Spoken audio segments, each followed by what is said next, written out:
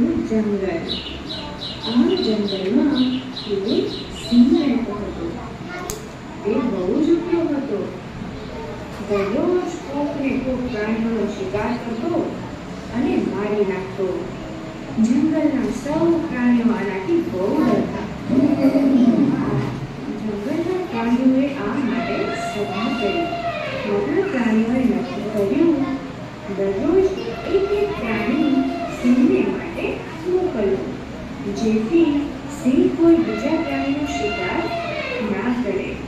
પ્રાણીઓના પ્રતિનિધિ સિંહ પાસે ગયા અને આ વાત કરી. સિંહ રાજાએ